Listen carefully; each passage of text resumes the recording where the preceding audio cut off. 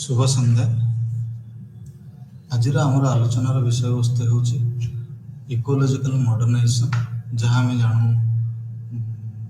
परिवेश भित्तिक जो आम आधुनिककरण कही से संबंध में आम आलोचना करवा। जदि देखा जाए ये जो इकोलोजिकल मॉडर्नाइजेशन पर्सपेक्टिव रही देखा केते गुड़े जो आम समाज विज्ञान रही इको रिस्ट्रक्चरिंग जो पुनः व्यवस्थित करवा जो परिवेश को पुनः व्यवस्थित करवा जो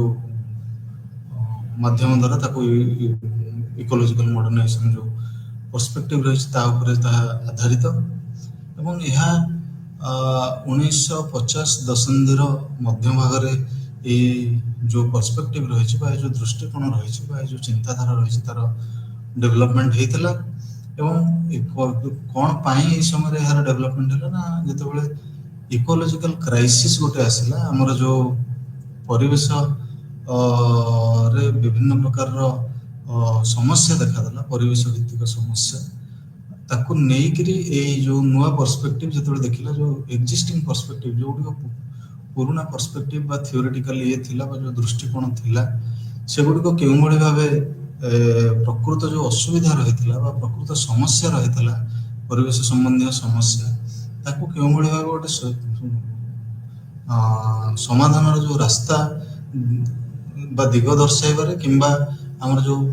समस्या गुडिकर कारण दर्शाइबारे एगुडिक विफल होइतले जो एक्जिस्टिंग पर्सपेक्टिव गुडिक थिले। तेणु एही समय गोटे नुआ पर्सपेक्टिव बा गोटे स्कूल ऑफ थॉट हमको जहाँ को कही गोटे चिंताधारा गोटे विकल्प चिंताधार सृष्टि होइतला ताकू आमे इकोलॉजिकल मॉडर्नाइजेशन पर्सपेक्टिव बोली नाम रे जानिचु एवं ए जो पर्सपेक्टिव रहिला बा जो दृष्टिकोण रहिला यह सब बेले एनवायरनमेंट आम जहाँ कहते परिवेश आ डेवलपमेंट बा जो विकास जहाँ कहते ताकू दुईटी विषय को किभली भाबे गोटे दुईटी विषय मध्य किभली भाबे समन्वय रक्षा करी जो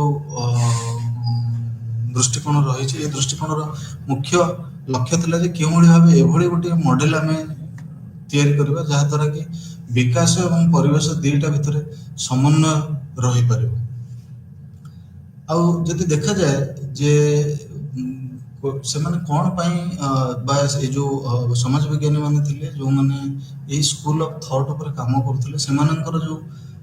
जो नुआ दिगंत से माने गोटे देखिया पई बा दर्शाइथिले तार मुख्य कारण कौन था कारण ता पूर्व आम जानिचे गोटे जो जेमती आम कहलु मार्क्सवादी चिंताधारा बा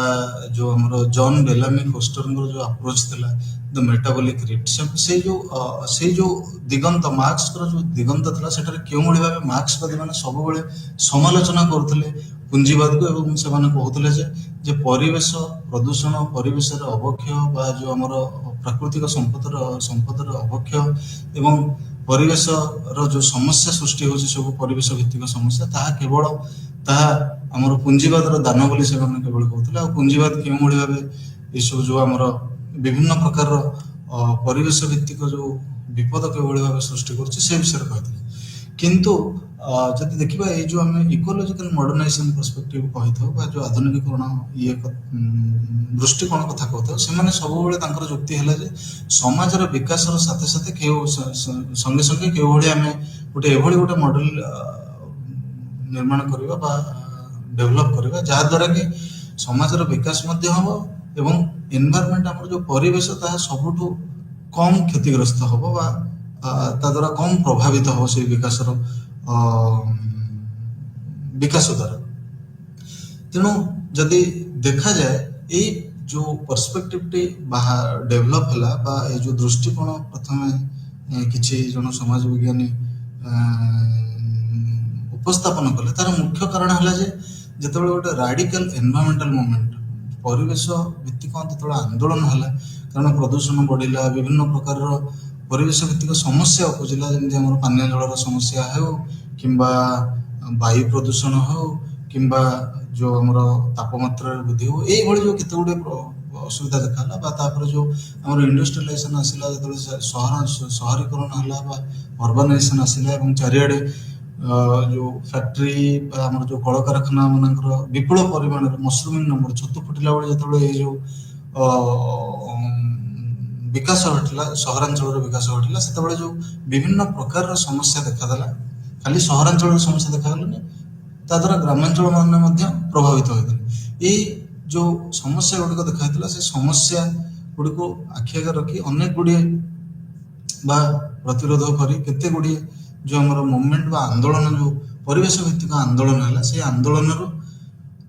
ଆନ୍ଦୋଳନକୁ ଏଡ଼େଇବା ପାଇଁ ଏବଂ ବିକାଶର ଯୋଉ ଆମର ପ୍ରକ୍ରିୟା ଥିଲା ତାକୁ ଜାରି ରଖିବା ପାଇଁ ଏଇ ଯୋଉ ଇକୋଲୋଜିକାଲ ମଡର୍ଣ୍ଣାଇଜେସନ ପର୍ସପେକ୍ଟିଭ ସୃଷ୍ଟି ହେଇଥିଲା। ଏବଂ ଏଇ ଯୋଉ ଚିନ୍ତାଧାରା ଥିଲା ବା ଏଇ ଯୋଉ ଦିଗନ୍ତଟି ଏ ଯୋଉ ମାନେ ଦେଇଥିଲେ, ତାଙ୍କର ମୁଖ୍ୟ ଯୁକ୍ତି ଥିଲା ଯେ ଆମର ଯେତେ ଅଧିକ ଯୋଉ ଆମର ଇଣ୍ଡଷ୍ଟ୍ରିଆଲାଇଜେସନ ରେ ଯେତେ ବୃଦ୍ଧି ଘଟିବ ବା ଆମେ ଯେତେ ଆଗକୁ ବଢ଼ିବା, ମୁଖ୍ୟତଃ ଭାବରେ ଯୋଉ ଆମର ଇଣ୍ଡଷ୍ଟ୍ରିଆଲାଇଜେସନ ସନ୍ଦର୍ଭରେ ସେମାନେ କହିଥିଲେ ଯେ ଯେତେ ଆମେ ଅଧିକ ଇଣ୍ଡଷ୍ଟ୍ରିଜ ବା କାରଖାନା ଯେତେ ଅଧିକ ଆମେ ସ୍ଥାପନା କରିବା ବା ଆଗକୁ ବଢ଼ିବା ସେଇ ଦିଗରେ, ତାହା ଆମର ଯୋଉ ପରିବେଶକୁ ସୁରକ୍ଷା ଦେବା ପାଇଁ ରାସ୍ତା ଖୋଲିବ। ତାର ଅର୍ଥ ଆକ୍ଚୁଆଲି ଆମେ ଧୀରେ ଧୀରେ ଯେତେବେଳେ ଆଗକୁ ଯିବା, ବାସ୍ତବରେ ଆମେ ଆଲୋଚନା କରିବା କେଉଁଭଳି ଭାବରେ ଯୋଉ ଯାନ୍ତ୍ରିକ ବିକାଶ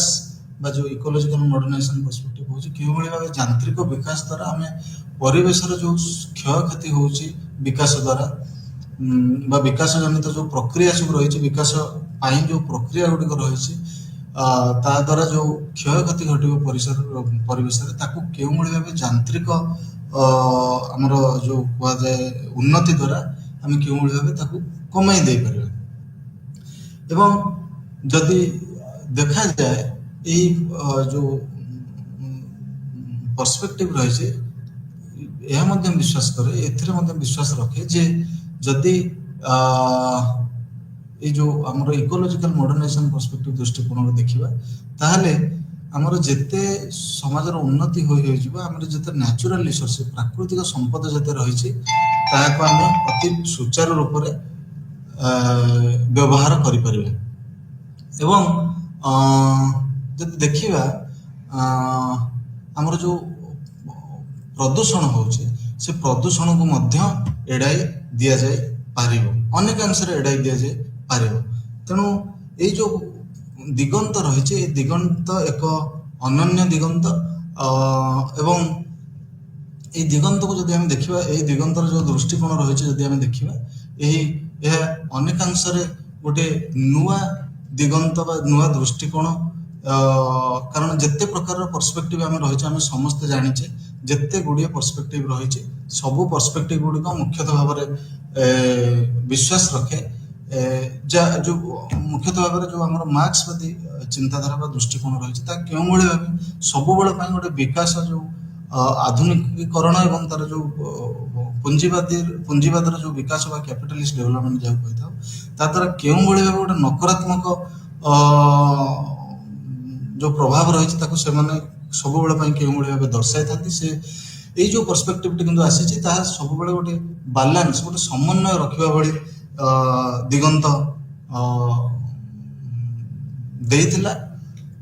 ଏବଂ ଯଦି ଦେଖିବା ଏହାର ମୁଖ୍ୟ ପ୍ରବର୍ତ୍ତକ ମାନେ କୋଉମାନେ ଥିଲେ, ଏହାର ମୁଖ୍ୟ ପ୍ରବର୍ତ୍ତକ ଥିଲେ ଜୋସେଫ ହୁବେର ଏବଂ ଆର୍ଥର ମୋଲ। ଏବଂ ଯଦି ଦେଖାଯାଏ ଯୋଉ ଇକୋଲୋଜିକାଲ ମଡର୍ନ, ଏମାନଙ୍କ ପରେ ଆଉ ଅନେକ ଗୁଡ଼ିଏ ଯୋଉମାନେ ସମାଜ ବିଜ୍ଞାନୀ ମାନେ ରହିଲେ, ସେମାନେ ପଛରେ ଯୋଗଦାନ ଦେଇଥିଲେ, ଯେମିତି ଆମେ ବଟଲ କହିପାରିବା, ବହୁତ ଅନେକ ଗୁଡ଼ିଏ ସମାଜ ବିଜ୍ଞାନୀ ଥିଲେ। ଏବଂ ଯଦି ସର୍ବପ୍ରଥମେ ଦେଖିବା, ଜୋସେଫ ହ୍ୟୁବେର ଥିଲେ ଯିଏ ପ୍ରଥମେ ଏଇ ଯୋଉ ଆମର ଇକୋଲୋଜିକାଲ ମଡର୍ଣ୍ଣାଇଜେସନ ପର୍ସପେକ୍ଟିଭ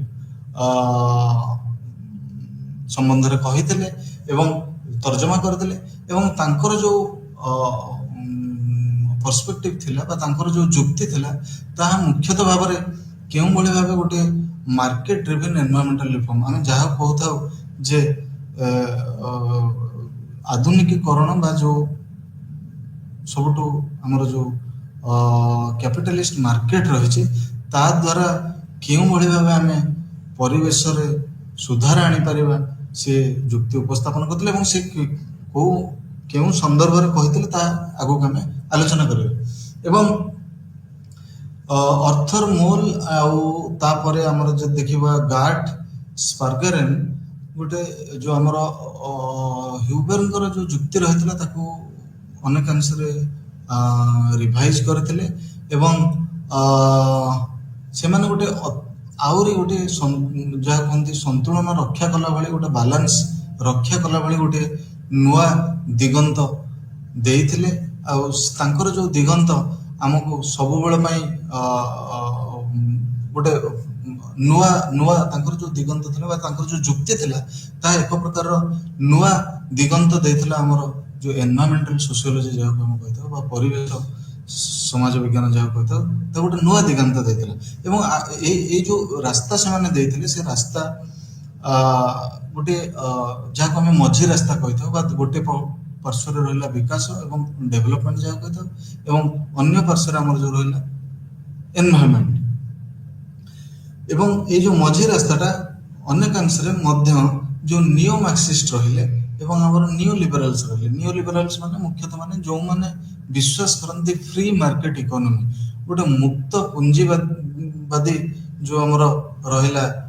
ଅର୍ଥନୀତି ଏବଂ ଆଉ ଗୋଟେ ହେଲା ନିଓ ମାର୍କ୍ସିଷ୍ଟ ଯୋଉମାନେ ମାର୍କ୍ସଙ୍କ ଆଇଡିଆକୁ ରିଭାଇଜ କରି କିଛି ତାଙ୍କର ଯୁକ୍ତି ଉପସ୍ଥାପନ କରିଥିଲେ ଏବଂ ଯୋଉମାନେ କହିଥିଲେ ଯେ ଆମର ଯେମିତି ଉଦାହରଣ ନେଇପାରିବା ଆଣ୍ଟୋନିଓ ଗ୍ରାମ୍ସି ଆଉ କେତେ ଗୁଡ଼ିଏ ଯୋଉ ଲୋକମାନେ ରହିଲେ ହାବରମାସ୍ ଏମାନଙ୍କୁ ଯୋଉ ଆମେ ଯଦି ଦେଖିପାରିବା ସେମାନେ ମୁଖ୍ୟତଃ ଭାବରେ ଆଣ୍ଟୋନିଓ ଗ୍ରାମ୍ସିଙ୍କ କଥା କହିବେ ଯେ ସେମାନେ କେଉଁଭଳି ଭାବେ ସବୁବେଳେ ଗୋଟେ ସମାଲୋଚନା କରୁଥିଲେ ଏବଂ ଗୋଟେ ସମସ୍ୟାର ସମାଧାନର ରାସ୍ତା କେଉଁଭଳି ଭାବେ ଦଉନଥିଲେ। ତେଣୁ ଏଇ ଯୋଉ ପର୍ସପେକ୍ଟିଭଟି ଇକୋଲୋଜିକାଲ ମଡର୍ଣ୍ଣାଇଜେସନ ପର୍ସପେକ୍ଟିଭ ଏହା ଗୋଟେ ସମାଧାନର ରାସ୍ତା ତିଆରି କରିଥିଲା। କାହା ଭିତରେ ନା ଆମେ ଯଦି କହିବା ଯେ ଏଟା ଗୋଟେ ବାଲାନ୍ସ ଆପ୍ରୋଚ ଯାହା ନିଓ ମାର୍କ୍ସିଷ୍ଟ ଆଉ ନିଓ ଲିବରାଲ ଯୋଉମାନେ ରହିଲେ ଦୁଇଟି ଯୋଉ ଆମର ବୌଦ୍ଧିକ ଗୋଷ୍ଠୀ ବା ଚିନ୍ତାଧାରାର ଯୋଉ ସ୍ତମ୍ଭ ସେମାନଙ୍କ ମଝିରେ ଦେଇ ବା ଗୋଟେ ସେମାନଙ୍କର ସେମାନଙ୍କୁ ବାଲାନ୍ସ କଲା ଭଳି ଗୋଟେ ପର୍ସପେକ୍ଟିଭ ଦେଇଥିଲେ। ଏବଂ ଯଦି ଦେଖିବା ପ୍ରକୃତରେ ଯଦି ଅର୍ଥ ଆମେ ବୁଝିବା ପାଇଁ ଚେଷ୍ଟା କରିବା ତାହେଲେ ଇକୋଲୋଜିକାଲ ମଡର୍ଣ୍ଣାଇଜେସନ ଆମେ କହିଲେ ବା ପରିବେଶ ଭିତ୍ତିକ ଯୋଉ ଆଧୁନିକୀକରଣ ଆମେ କହୁ ପରିବେଶ ଭିତ୍ତିକ ଆଧୁନିକୀକରଣ ତା କହିଲେ ଆମେ କଣ ବୁଝିଥାଉ। ଯଦି ଦେଖିବା ଅର୍ଥର ମୋଲଙ୍କ ଯୁକ୍ତି ଅନୁସାରେ ଯେ ଯେତେବେଳେ ଗୋଟେ ଇକୋଲୋଜିକାଲ ପର୍ସପେକ୍ଟିଭ ବା ପରିବେଶ ସମ୍ବନ୍ଧୀୟ ଯୋଉ ଆମର ଚିନ୍ତାଧାରା ରହିଛି ତାହା ସବୁବେଳେ ଏଇ ଯୋଉ ଚିନ୍ତାଧାରା ରହିଛି ଏଇ ଯୋଉ ସ୍କୁଲର ଚିନ୍ତାଧାରା ରହିଛି ତାହା ସବୁବେଳେ ଗୋଟେ ଇକୋଲୋଜିକାଲ ରେସନାଲିଟି କୁ ନେଇକରି ଗଠିତ ଏବଂ ଏଇ ଯୋଉ ଇକୋଲୋଜିକାଲ ରେସନାଲିଟି ରହିଛି ଯୋଉ ଚୟନ କରିବା ଠିକ ଭୁଲ ଚୟନ କରିବାର ଯୋଉ ପଦ୍ଧତି ରହିଛି ତାହା ସବୁବେଳେ କାହା ଉପରେ ଆଧାରିତ ନା ପ୍ରଡକ୍ସନ ଆଣ୍ଡ କଞ୍ଜମ୍ପସନ ବା ଯୋଉ ପ୍ରଡକ୍ସନ ଏବଂ କଞ୍ଜମ୍ପସନ ସବୁବେଳେ ଆଧାରିତ ଆମର ଇକୋଲୋଜିକାଲ ରେସନାଲିଟି ବା ପରିବେଶକୁ ସେମାନେ ସବୁବେଳେ ନିଜର ଦୃଷ୍ଟିକୋଣରେ ରଖିକରି ନିଜର ଉତ୍ପାଦନ ଏବଂ ନିଜର ଯୋଉ ଉପଭୋଗ ରହିଛି ସମାଜରେ ଆମର ଲୋକମାନେ କରୁଛନ୍ତି ତାହା ପରିବେଶ ଭିତ୍ତିକ ହବା ଦରକାର। ଯେମିତି ଉଦାହରଣ ସ୍ୱରୂପ ଯେତେବେଳେ ଆମେ ଆଜି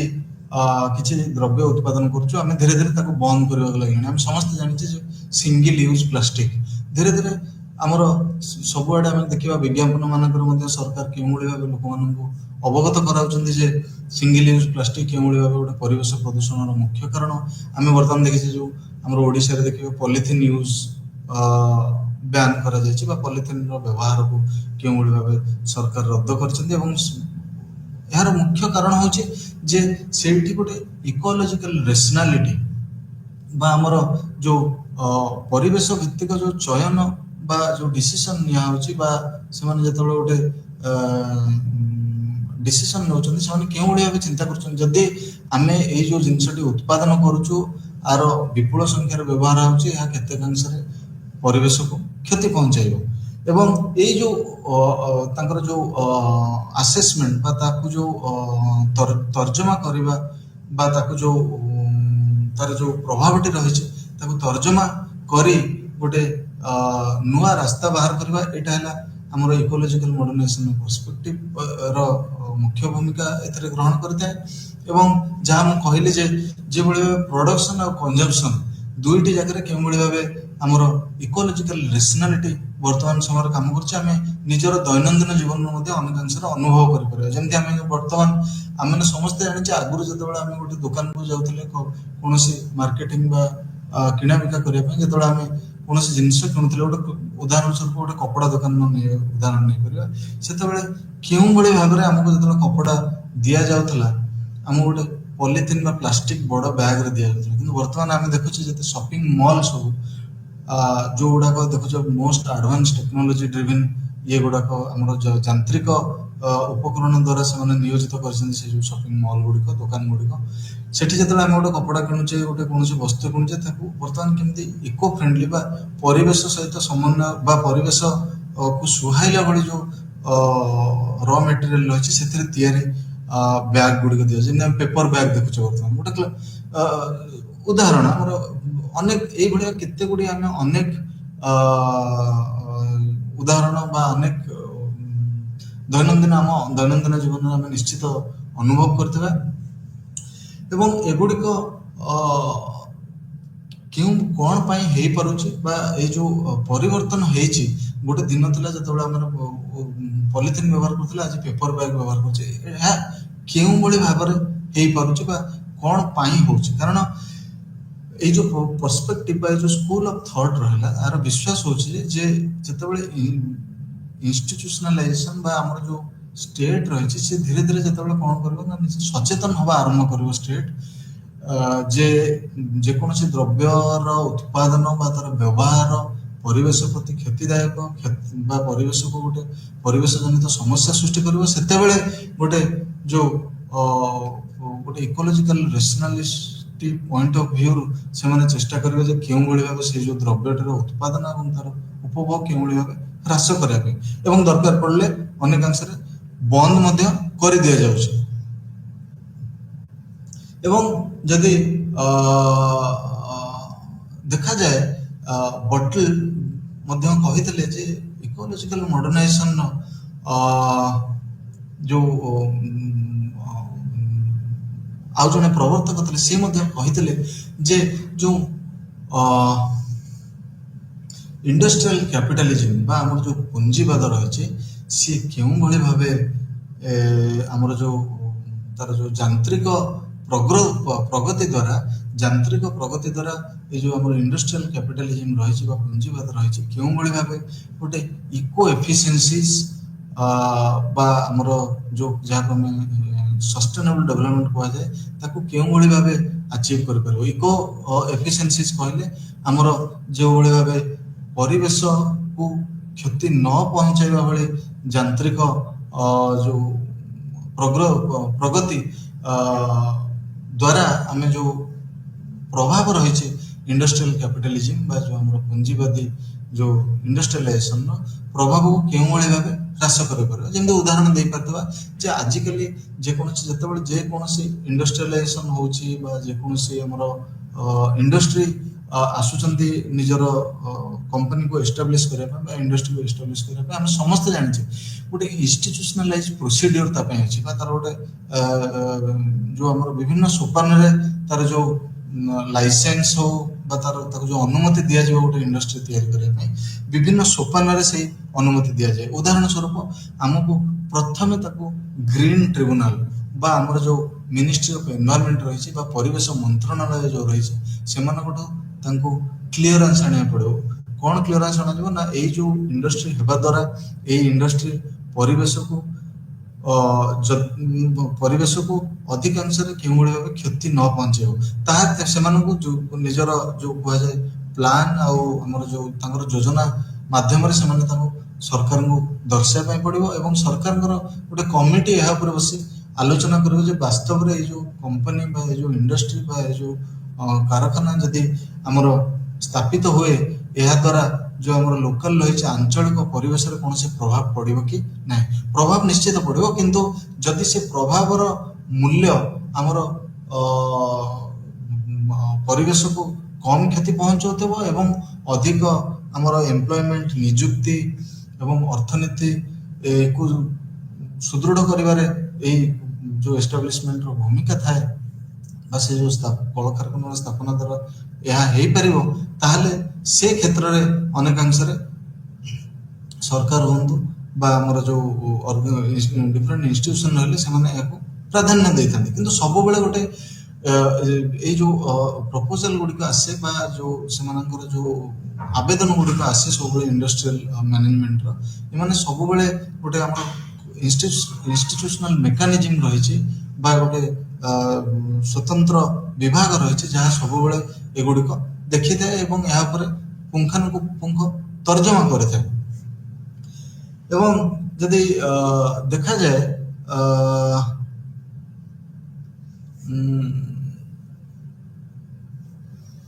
जो आमर बटल कहते जे यह हेबो केउ भली भाबरे ना गोटे इकोलॉजिकल स्विच ओवर माने हम देखुचे परिवर्तन केउ भली भाबे परिवर्तन हबो ना जो sustenance base of production and consumption sustenance based of production जे गोटे मन करंतु आमे शॉपिंग मॉल को जाउचे हमको गोटे बैग दरकार आमे प्लास्टिक बैग न आनी जदि कपड़ा बैग आनिबा ताहले तार सस्टेनेंस भी हबो एवं आमे ताकू काम रे मध्य लगाई परिबा एवं एहा द्वारा परिवेश रो कोनोसी क्षति हेबनी तेणु जो वर्तमान कौन कराउचे आमे जदि देखिबा शॉपिंग मॉल मानकरे से माने कहउचंती आपण कपड़ा बैग आनी आसुंती किंबा कपड़ा बैग 25 टका 30 टका 50 टका दे किणी कि नियंतु किंतु आपण प्लास्टिक बैग बा पॉलिथिन बैग पाइबे नहीं कारण बैन करे सो मुख्य कथा होची जे ए जो इकोलॉजिकल स्विच ओवर होची बा जो परिवर्तन होची एहा कौन पे होची ना हमर इंडस्ट्रियलाइजेशन प्रोसेस पे होची इकोलॉजिकल मॉडर्नाइजेशन पर्सपेक्टिव रो जो प्रवक्ता मन रहले सेमानकर विश्वास जे जो यांत्रिक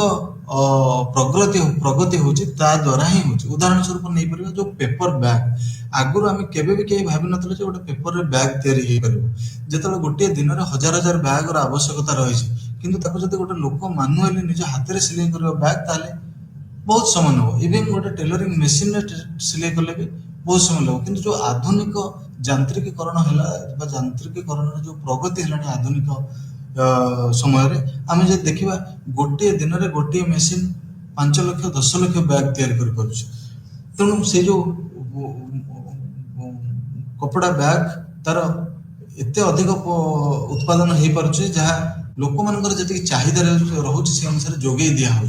तेणु यह द्वारा कौन है ना जो प्लास्टिक बैग बा जो पॉलिथिन बैग तार चाहिदा कमुची एवं तार आवश्यकता पड़ुनी बा तार जो आवश्यकता रही लोक अनुभव करि पारुना कारण आमर जो बाजार रे आवश्यकता अनुଯାୟୀ अन्य जो अल्टरनेटिव आमर जो रही बैग तार मौजूद रही एवं यदि देखा जाए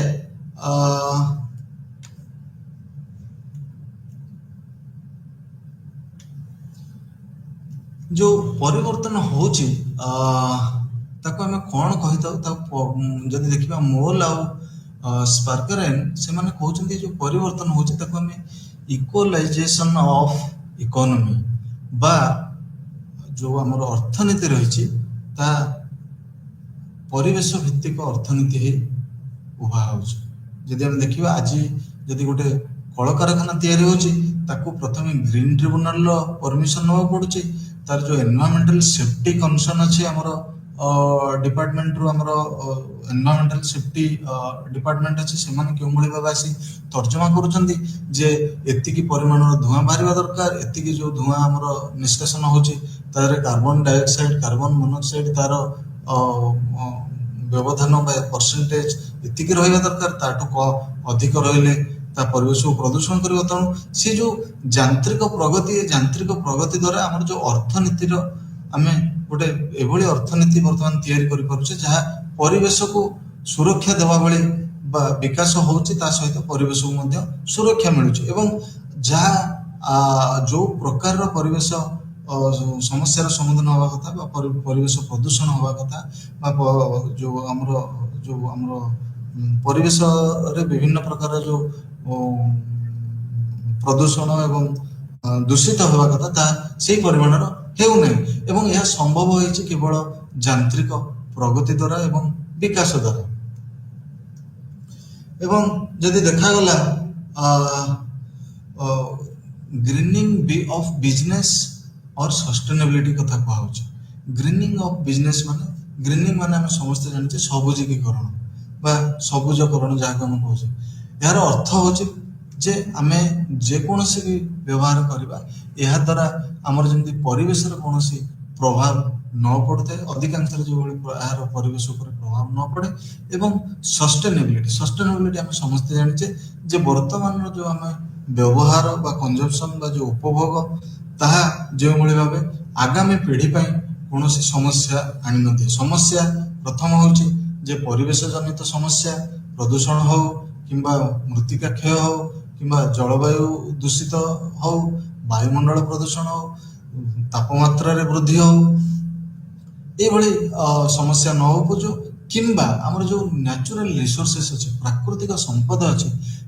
ସେ ସମ୍ପଦରେ ମଧ୍ୟ ଅବକ୍ଷୟ ନ ଘଟୁ, ଯେଭଳି ଫ୍ୟୁଚର ଜେନେରେସନ୍ ପାଇଁ ବା ଆମର ଯେଉଁ ରହିଲେ ଆଗାମୀ ପିଢ଼ି ରହିଲେ ସେମାନଙ୍କ ପାଇଁ ପର୍ଯ୍ୟାପ୍ତ ପରିମାଣରେ ଯେଭଳି ଭାବେ ଆବଶ୍ୟକତା ଅନୁଯାୟୀ ଯେଭଳି ଭାବେ ପ୍ରାକୃତିକ ସମ୍ପଦ ଗଚ୍ଛିତ ରହୁ। ତେଣୁ ଯଦି ଦେଖାଯାଏ ଯେଉଁ ଇକୋଲୋଜାଇଜେସନ୍ ଅଫ୍ ଇକୋନୋମି ଅଫ୍ ପ୍ରଡକ୍ସନ୍, ଯେ ଉତ୍ପାଦନକୁ ଆମେ ଯଦି ବା ଅର୍ଥନୈତିକ ଯେଉଁ ଉତ୍ପାଦନ ହେଉଛି ସେ ଯେଉଁ ଉତ୍ପାଦନକୁ ଯଦି ଆମେ ଗୋଟେ ପରିବେଶ ଭିତ୍ତିକ ସୁହାଇଲା ଭଳି କରିପାରିବା ତାହେଲେ ଏହା ଅନେକାଂଶରେ ଆମର ଯେଉଁ ଅର୍ଥନୀତିକୁ ସଷ୍ଟେନେବୁଲ୍ ବା ଆମର ଆଗାମୀ ପିଢ଼ି ପାଇଁ ଗୋଟେ ସୁଦୃଢ଼ ବେସ୍ ବା ଆମେ ଯାହା କୁହାଯାଏ ମୂଳଦୁଆ ତିଆରି କରିପାରିବ। ବର୍ତ୍ତମାନ ଆମେ ଆଲୋଚନା କରିବା ଯୋସେଫ ହ୍ୟୁଗରଙ୍କ ବିଷୟରେ ଏବଂ ତାଙ୍କର କ'ଣ ଦିଗନ୍ତ ରହିଥିଲା ଇକୋଲୋଜିକାଲ ମଡର୍ଣ୍ଣାଇଜେସନ୍ ସମ୍ବନ୍ଧରେ। ଏବଂ ଯଦି ଦେଖାଯାଏ ଯୋସେଫ ହ୍ୟୁଗର ମୁଖ୍ୟତଃ ଭାବେ ଯେଉଁ ଆମର ଇଣ୍ଡଷ୍ଟ୍ରିଆଲାଇଜେସନ୍ ହେଉଥିଲା ସିଏ କହିଥିଲେ ତିନୋଟି ଆମର ଷ୍ଟେଜ୍ ଦେଇକରି ଆମର ଇଣ୍ଡଷ୍ଟ୍ରିଆଲ ସୋସାଇଟି ବା ଯେଉଁ ଆମର ଆଧୁନିକ ଯେଉଁ ଇଣ୍ଡଷ୍ଟ୍ରିଆଲ ସୋସାଇଟିର ନିର୍ମାଣ ହେଉଛି ଏବଂ ସେ କହିଥିଲେ ଯେ ପ୍ରଥମେ ହେଉଛି ଯେ ଇଣ୍ଡଷ୍ଟ୍ରିଆଲ ବ୍ରେକ୍ ଥ୍ରୁ ମାନେ ଆମେ ଗୋଟେ ଉଦାହରଣ ନେଇପାରିବା ଯେ ପ୍ରଥମେ ଯେତେବେଳେ ଆମର ଗୋଟେ ଆଇରନ୍ ଓର୍ ବର୍ତ୍ତମାନ ଆମେ ଦେଖୁଛେ ଗୋଟେ ଉଦାହରଣ ନେଇପାରିବା ଯେ ଗୋଟେ ଷ୍ଟିଲ୍ ପ୍ଲାଣ୍ଟର ସ୍ଥାପନା ହେଉଛି ତାହା କେଉଁଭଳି ଭାବେ ହେଉଛି ନା ପ୍ରଥମେ ଗୋଟେ ଇଣ୍ଡଷ୍ଟ୍ରିଆଲ ବ୍ରେକ୍ ଥ୍ରୁ ମାନେ ଗୋଟେ ଯେଉଁ ଆଇଡିଆସ୍ ରହିଛି ବା ଗୋଟେ ଇନଭେନସନ୍ ବା ଗୋଟେ ଉଦ୍ଭାବନ କରାଯାଉଛି କେଉଁଭଳି ଭାବେ ନା ଲୁହା ପଥରକୁ ନେଇ କେଉଁଭଳି ଭାବେ ତାକୁ ତରଳାଯିବ ଏବଂ ତାକୁ ତାର ପ୍ୟୁରିଫିକେସନ୍ କରାଯିବ, ଅନ୍ୟ ଯେଉଁ ମିଶ୍ରିତ ବସ୍ତୁ ବା ରହିଲା ଧାତୁ ତାକୁ କେଉଁଭଳି ଭାବେ ଲୁହାଠୁ ଅଲଗା କରାଯିବ, କେଉଁଭଳି ଭାବେ ଅଲଗା ଯେଉଁ ଆମର ଅପମିଶ୍ରିତ ଧାତୁ ଉପଧାତୁ ଯେଉଁଗୁଡ଼ିକ ରହିଛି ସେଗୁଡ଼ିକୁ ଅଲଗା କରାଯିବ, ତାପରେ ତାକୁ କେଉଁଭଳି ଭାବେ ତାର ପ୍ରୋସେସିଂ କରାଯିବ, ତାପରେ କେଉଁଭଳି ଭାବେ ସେ ଯେଉଁ ଆମର ଆଇରନ୍ ଓର୍ରୁ ଗୋଟେ ଲୁହା ତିଆରି କରାଯାଇପାରିବ। କିନ୍ତୁ ଏଇ ଯେଉଁ ବ୍ରେକ୍ ଥ୍ରୁ ହେଲା ପରେ ତାପରେ ଗୋଟେ ଆମେ ଦେଖିବା ଯେ କନଷ୍ଟ୍ରକ୍ସନ୍ ଅଫ୍ ଇଣ୍ଡଷ୍ଟ୍ରିଆଲ ସୋସାଇଟି କରାଯାଉଛି। କନଷ୍ଟ୍ରକ୍ସନ୍ ଅଫ୍ ଇଣ୍ଡଷ୍ଟ୍ରିଆଲ ସୋସାଇଟି କେଉଁଭଳି ଭାବେ କରାହେଉଛି ନା ଯେତେବେଳେ ଇନଭେନସନ୍ ହେଇଗଲା ତାପରେ ମାସ୍ ପ୍ରଡକ୍ସନ୍ ହେଉଛି, ଉତ୍ପାଦନ ବହୁତ ପରିମାଣରେ କରାଯାଉଛି। ଏହାଦ୍ୱାରା କ'ଣ ହେଉଛି ନା ଅନେକ ଲୋକ କାମ କରୁଛନ୍ତି, ସହରାଞ୍ଚଳ ଗଢ଼ି ଉଠୁଛି କାରଖାନା ଚାରିକତି ଏବଂ ଧୀରେ ଧୀରେ କ'ଣ ହେଉଛି ନା ଆମର ଇକୋଲୋଜିକାଲ ସୁଇଚ୍ ଓଭର ହେଉଛି। ଆଉ ଗୋଟେ ଉଦାହରଣ ମୁଁ ଦେବି ଯେଉଁଟା ବୁଝିବା ପାଇଁ ସହଜ ହେବ। ଆମେ କହିପାରିବା ଯେ ଯେଉଁ ପ୍ଲାଷ୍ଟିକ ପଲିଥିନ୍ର ବ୍ୟବହାର ଗୋଟେ ସବୁଠୁ ଭଲ ଉଦାହରଣ। ପ୍ରଥମେ ଯେତେବେଳେ ପଲିଥିନ୍ ବାହାରି ନଥିଲା କେଉଁଭଳି ଭାବେ ତାକୁ ନେଇକରି ବୈଜ୍ଞାନିକମାନେ ଗବେଷଣା କଲେ ଯେ ଏଇଭଳି ଗୋଟେ ଜିନିଷ କେମିତି ଆମେ ବାହାର କରିବା। ତ ସେମାନେ ଯେତେବେଳେ ବାହାର କଲେ ସେଇ ପଲିଥିନ୍କୁ ନେଇକି ଆମର ଗୁଡ଼ାଏ ଚାଲିଲା ଗବେଷଣା ଏବଂ ପଲିଥିନ୍ ସବୁଠୁ ଭଲ ଫର୍ମର ପଲିଥିନ୍ ବାହାରିଲା ଯୋଉଟା ଶକ୍ତ ହେଇଥିବ, ଯାହାର ଅଧିକ ଦିନ ତାର ଇଏ ଥିବ, ଲଞ୍ଜିଭିଟି ବା ତାର ଯୋଉ ବ୍ୟବହାର କରିବାର ଯୋଉ ଆମର ରହିଛି ସମୟ, ତା ଅଧିକ ଦିନ ଧରି ବ୍ୟବହାର କରିହେବ। କିନ୍ତୁ ପରେ ଦେଖାଗଲା ଯେ ତାକୁ ବ୍ୟବହାର କରିବା ଦ୍ୱାରା ପରିବେଶ ପ୍ରଦୂଷଣ ହେଉଛି, ଆମର କଣ୍ଟାମିନେସନ୍ ହେଉଛି, ପାଣି ହଉ ବା ଜଳବାୟୁ ହଉ, ଏହା କୁ ନିଆଁ ଲଗାଇବା ଦ୍ୱାରା ବାୟୁମଣ୍ଡଳ ପ୍ରଦୂଷଣ ହେଉଛି। ଏଇ ଯୋଉ ବିଭିନ୍ନ ପ୍ରକାର ସମସ୍ୟା ଦେଖାହେଲା ଏବଂ ଦେଖାହେଲା ଯେ ଚାରିଆଡ଼େ ପଲିଥିନ୍ ହିଁ ସବୁଆଡ଼େ ପ୍ରଦୂଷଣ କରୁଛି। ଏହା ଦ୍ୱାରା କ'ଣ ହୁଏ ନା ଧୀରେ ଧୀରେ ଇକୋଲୋଜିକାଲ ସୁଇଚ୍ ଓଭର ହେଲା। ବୈଜ୍ଞାନିକ ମାନେ ଜାଣିବା ପାଇଁ ପାଇଲେ, ସାଇଣ୍ଟିଷ୍ଟ ମାନେ ଜାଣିବା ପାଇଁ ପାଇଲେ, ଯେଉଁମାନେ ପଲିସି ମେକର ରହିଲେ, ଯୋଜନା ଯେଉଁମାନେ ତିଆରି କରୁଛନ୍ତି ସେମାନେ ଜାଣିବା ପାଇଁ ପାଇଲେ ଯେ ଏଇ ଯୋଉ ଜିନିଷଟି ତିଆରି ହେଲା ଏହା ଅନେକାଂଶରେ ଲାଭ ଆଣିଦେଇଛି, କିନ୍ତୁ ତାର କ୍ଷତି ଯାହା ସେ ପରିବେଶକୁ କ୍ଷତି ଦେଉଛି ତାହା ସେ ଅନୁସାରେ ଲାଭ ର ଯଦି ପରିମାଣ ଦେଖିବା ତାହା ଅତ୍ୟନ୍ତ ନଗଣ୍ୟ। ତେଣୁ ଏଇ ଜିନିଷକୁ ବା ଏଇ ଯୋଉ ପରିସ୍ଥିତି ଉପୁଜିବା ଫଳରେ କ'ଣ ହୁଏ ନା ଇକୋଲୋଜିକାଲ ସୁଇଚ୍ ଓଭର ହେଲା। ଲୋକମାନେ ବା ସେ ଯୋଉ ଇଣ୍ଡଷ୍ଟ୍ରିଆଲ ସାଇଣ୍ଟିଷ୍ଟ ଯେଉଁମାନେ ଥିଲେ ସେମାନେ କହିଲେ ଯେ ଆମେ କେଉଁଭଳି ଭାବେ ଏଇ ଯୋଉ ପ୍ରଭାବଟି ରହିଛି ତାକୁ ହ୍ରାସ କରିପାରିବା। ତେଣୁ ହ୍ରାସ କରିବା ପାଇଁ ସେମାନେ କ'ଣ କଲେ ନା ସେମାନେ ଗୋଟେ ନୂଆ ପଦ୍ଧତି ଇଏ କଲେ, ସେମାନେ ପେପର ବ୍ୟାଗ୍ ତିଆରି କଲେ, କିମ୍ବା ଯେ ଏଭଳି ଗୋଟେ ପଲିଥିନ୍, ଏଭଳି ଗ୍ରେଡର ଗୋଟେ ପଲିଥିନ୍ ତିଆରି କଲେ ଯାହା 100 ବର୍ଷ ବଦଳରେ 5 ବର୍ଷରେ କି 20 ବର୍ଷ ବଦଳରେ 5 ବର୍ଷରେ ମାଟି ସହିତ ମିଶି ଯାଇପାରିବ ଏବଂ ମାଟିକୁ ସେ ବହୁତ କମ୍ ପ୍ରଭାବ କରିବ ବା ପ୍ରଦୂଷିତ କରିବ, କିମ୍ବା ଆଦୌ ପ୍ରଦୂଷିତ କରିବ ନାହିଁ। ସେଇଭଳି ଗୋଟେ ଯୋଉ ଆମର ତାକୁ ଇକୋଲୋଜିକାଲ ସୁଇଚ୍ ଓଭର କୁହାଯାଏ, ବା ପରିବେଶକୁ ସୁହାଇଲା ଭଳି ଯୋଉ ନୂଆ ଇନଭେନସନ ହବ ବା ଯୋଉ ଆମର ଉଦ୍ଭାବନ ହବ ସେ ସମ୍ବନ୍ଧରେ ସେ କହୁଛନ୍ତି। ଏହା 3ଟି ଫେଜରେ ହବ ବୋଲି କହୁଛନ୍ତି। ଏବଂ ଯଦି ଦେଖାଯାଏ ତାଙ୍କର ଯୋଉ ଆମର ଯୁକ୍ତି ଥିଲା,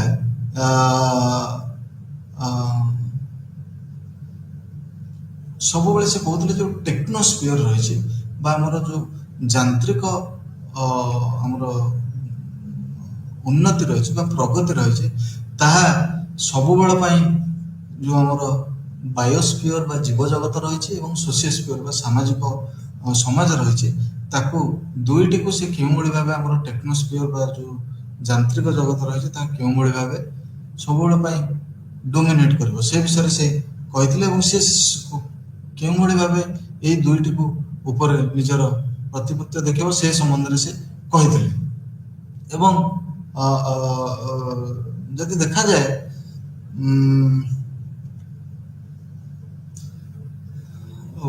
ଯୋଉ ଆମର କୁବେରଙ୍କର ଯୋଉ ଯୁକ୍ତିଟି ଥିଲା ତା ଯୁକ୍ତିଟି ଅତ୍ୟନ୍ତ ଯାହାକୁ କୁହାଯାଏ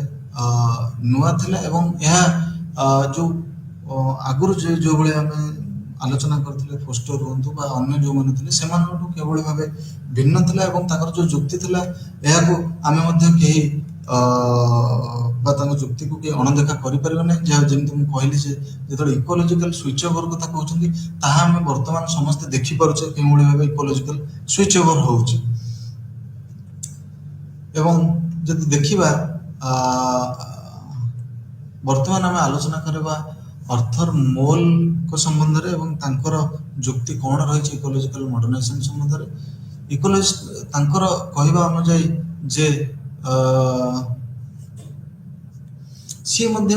ଯୋଉ ମାର୍କେଟ ଆମର ରହିଛି, ମାର୍କେଟ ଇକୋନୋମି ରହିଛି, ସେ ସବୁବେଳେ ମୋଲ ମଧ୍ୟ ଦେଖୁଥିଲେ ଯେ ପ୍ରକୃତରେ ଯଦି ପରିବେଶର ଆଧୁନିକୀକରଣ ଆମେ କରିବା, ଇକୋଲୋଜିକାଲ ମଡର୍ଣ୍ଣାଇଜେସନ ଯାହା କୁହନ୍ତି, ପରିବେଶର ଯୋଉ ଆଧୁନିକୀକରଣ କରିବା ତାହା ମୁଖ୍ୟତଃ ଭାବରେ ମାର୍କେଟ ଇଣ୍ଡ୍ୟୁସ୍ଡ ହେବା ଦରକାର ବା ଆମର ଯୋଉ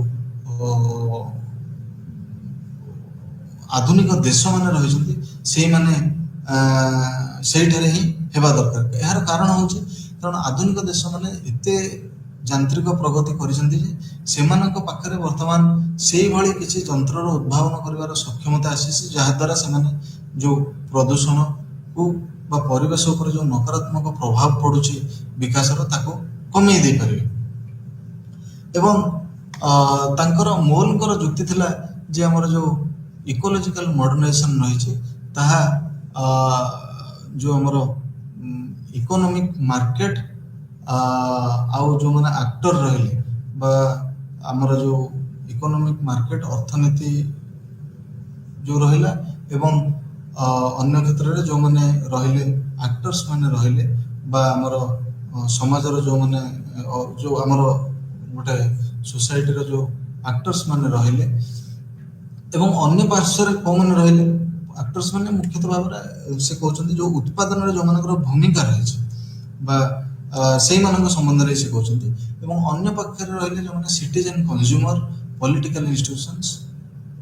ସିଟିଜେନ୍ କନଜ୍ୟୁମର ହେଲେ ଯୋଉମାନେ ଉପଭୋଗ କରୁଛନ୍ତି ଉପଭୋକ୍ତା ମାନେ ଯୋଉମାନେ ରହିଲେ ଏବଂ ପଲିଟିକାଲ ଇନଷ୍ଟିଟ୍ୟୁସନ ଯୋଉ ରାଜନୈତିକ ସଂଗଠନ ମାନେ ରହିଲେ ସରକାର ହୁଅନ୍ତୁ ବା ଯୋଉ ଅନ୍ୟ ରାଜନୈତିକ ସଂଗଠନ ମାନେ ଯୋଉମାନେ ଅନେକାଂଶରେ ପ୍ରଭାବିତ କରିଥାନ୍ତି ଆମର ଯୋଉ ମାର୍କେଟ ଇକୋନୋମିକୁ ସେଇମାନଙ୍କ ସମ୍ବନ୍ଧରେ ସେ କହୁଥିଲେ ଏବଂ ତାଙ୍କର କହିବା କଥା ଯେ ଯୋଉ ଆମର ଇକୋଲୋଜିକାଲ ମଡର୍ଣ୍ଣାଇଜେସନ ରହିଛି ତାହା କିଛି ନୁହେଁ ବରଂ ତାହା ହେଉଛି ଇନଷ୍ଟିଟ୍ୟୁସନାଲାଇଜେସନ ଅଫ ଏନଭାୟରମେଣ୍ଟାଲ ଇଣ୍ଟରେଷ୍ଟ ମାନେ ଆମର ପରିବେଶ ସମ୍ବନ୍ଧୀୟ ଯୋଉ ଚିନ୍ତାଧାରା ରହିଛି ଆଉ ପରିବେଶକୁ ସୁରକ୍ଷା ଦେବା ଭଳି ଯୋଉ ଚିନ୍ତାଧାରା ରହିଛି ସେଇ ଚିନ୍ତାଧାରାକୁ ଯେତେବେଳେ ଆମେ ଇନଷ୍ଟିଟ୍ୟୁସନାଲାଇଜ କରିଦଉଛେ ସେତେବେଳେ ସେଇ ପର୍ସପେକ୍ଟିଭକୁ ଆମେ ଇକୋଲୋଜିକାଲ ମଡର୍ଣ୍ଣାଇଜେସନ କୁହାହଉଛି ଏବଂ ଏଇ ଯେତେବେଳେ ଆମେ ଗୋଟେ ଇନଷ୍ଟିଟ୍ୟୁସନାଲାଇଜ କରୁଛେ ସେ ଯୋଉ ଆମର ପରିବେଶ ଇଏକୁ ସେତେବେଳେ ଆମେ ସବୁବେଳେ ଗୋଟେ ଅର୍ଥନୀତିକୁ ସବୁବେଳେ ଆମେ ନିଜର ଗୋଟେ ଭ୍ୟାରିଏବଲ ଭଳି ରଖିଛେ ଏବଂ ତାକୁ ଆଖି ଆଗରେ ରଖି ଏହା ନୁହେଁ ଯେ କେବଳ ପରିବେଶକୁ ବଞ୍ଚିବା ପାଇଁ ଯାଇ ଆମେ ନିଜର ଅର୍ଥନୀତିକୁ ଭୁଲିଯିବା ସେ ସମ୍ବନ୍ଧରେ ସେ କହିଛନ୍ତି କିଭଳି ଭାବେ ଦୁଇଟି ଇଏକୁ ନେଇକି ଅର୍ଥନୀତି ଏବଂ ପରିବେଶକୁ ନେଇକରି କେମିତି ଭାବରେ ବିକାଶ କରାଯାଇପାରିବ ସେ ସମ୍ବନ୍ଧରେ କହିଛନ୍ତି ଯେମିତି ଆମେ ଉଦାହରଣ ଦେଖିବା ଯେଉଁଭଳି ଭାବେ ଅର୍ଥନୀତିକୁ ନିଜର ଦୃଷ୍ଟି ଇଏରେ ନ ରଖି କେଉଁଭଳି ଭାବେ ଶ୍ରୀଲଙ୍କାର ଅର୍ଥନୀତି ଯେତେବେଳେ କ୍ରାଇସିସ୍ ଦେଖାହେଲା ବା ସଙ୍କଟ ଦେଖାଦେଲା ଆର୍ଥିକ ସଙ୍କଟ ଦେଖାହେଲା ଶ୍ରୀଲଙ୍କାରେ କେଉଁଭଳି ଭାବେ ସେମାନେ ରାତାରାତି ଯେତେବେଳେ ଜିରୋ ବଜେଟ୍ ନ୍ୟାଚୁରାଲ ଫାର୍ମିଂ ରହିଛି ବା ଯୋଉ ଜୈବ କୃଷି ରହିଛି କେଉଁଭଳି ଭାବେ ସେମାନେ କୃଷିର ଯୋଉ ଆଧୁନିକ ପଦ୍ଧତିକୁ ତ୍ୟାଗ କରି ରାତାରାତି ସେମାନେ ଜୈବ କୃଷିକୁ ସୁଇଚ୍ କରିଗଲେ ବା ପରିବର୍ତ୍ତିତ ହୋଇଗଲେ ଏହାଦ୍ୱାରା କେଉଁଭଳି ଭାବେ ଖାଦ୍ୟର ସଙ୍କଟ ଦେଖାଯାଇଥିଲା ଅର୍ଥନୀତିର ସଙ୍କଟ ଦେଖାଯାଇଥିଲା ତେଣୁ ଏଇ ଯୋଉ ପର୍ସପେକ୍ଟିଭ ଅଛି ବା ଯୋଉ ମଲ୍ଙ୍କର ବିଶ୍ୱାସ କରିବା କଥା ଯେ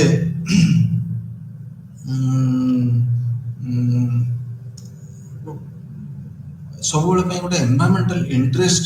ବା ଏନଭାୟରମେଣ୍ଟାଲ ଇଣ୍ଟରେଷ୍ଟ ସହିତ ଇକୋନୋମିକ ବା ଅର୍ଥନୈତିକ ଆମର ଯୋଉ ଚିନ୍ତାଧାରା ରହିଛି ତାକୁ ମଧ୍ୟ ତା ଭିତରେ ସମନ୍ୱୟ ରହିବା ଦରକାର ଏବଂ ସିଏ ମଧ୍ୟ ଅନେକାଂଶରେ ଆମର ଯୋଉ ହୁବେରଙ୍କର ଯୁକ୍ତି ସହିତ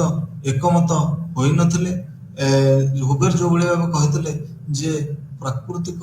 ଯୋଉ ବା ପରିବେଶ ଭିତ୍ତିକ ଯୋଉ ସମସ୍ୟା ଦେଖାଯାଉଛି ତାର ଯୋଉ ଯାନ୍ତ୍ରିକ ଉଦ୍ଭାବନ ହିଁ ତାର ଯାନ୍ତ୍ରିକ ପ୍ରଗତି ଏବଂ ଯାନ୍ତ୍ରିକ ଉଦ୍ଭାବନ ହିଁ ସେଥିରେ ସମାଧାନର ରାସ୍ତା ଦେଖାଇ ପାରିବ ତାକୁ ମୋଲ ବିରୋଧ କରିଥିଲେ ଏବଂ ତାଙ୍କର କହିବା କଥା ଯେ ଯେତେବେଳେ ଗ୍ଲୋବାଲ କ୍ୟାପିଟାଲ ସେ କହୁଛନ୍ତି ଯେତେବେଳେ ବିଶ୍ୱ ସ୍ତରରେ ଯେତେବେଳେ ପୁଞ୍ଜିବାଦୀ ମାନେ ଗୋଟିଏ ଦେଶରେ ନିବେଶ କରିବେ ସେତେବେଳେ ସେ ଯୋଉ ଆମର ଇନଷ୍ଟିଟ୍ୟୁସନ ଅଛି ଷ୍ଟେଟର ଯୋଉ ଇନଷ୍ଟିଟ୍ୟୁସନ ଅଛି ତାହା ଧୀରେ ଧୀରେ ଦୁର୍ବଳ ହେବାକୁ ଲାଗିବ ଏହା ଦ୍ୱାରା କ'ଣ ହବ ନା ଯୋଉ ପରିବେଶ ଉପରେ ସେମାନଙ୍କର ଯୋଉ ଦୃଷ୍ଟି ଥିଲା ପରିବେଶକୁ ରକ୍ଷା କରିବାର ତାକୁ ସୁରକ୍ଷା ପ୍ରଦାନ କରିବାର ଯୋଉ ଦୃଷ୍ଟି ଥିଲା ତାହା ଧୀରେ ଧୀରେ ହ୍ରାସ ପାଇବ ଏବଂ ସେ କହିଛନ୍ତି ଯେ ନ୍ୟାସନାଲ ଲେଭେଲରେ କ'ଣ ହବ ନା ଆମର କେବେ ହେଲେ ଗୋଟେ ଦେଶ କେବେ ହେଲେ ଗୋଟେ ମାକ୍ରୋ ଲେଭେଲରେ